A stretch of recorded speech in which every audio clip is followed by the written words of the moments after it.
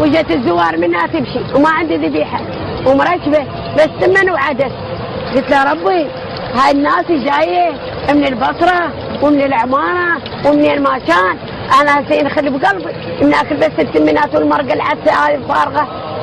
ربي شاهدت اريد اتخطيت السكينه الا بالعومه.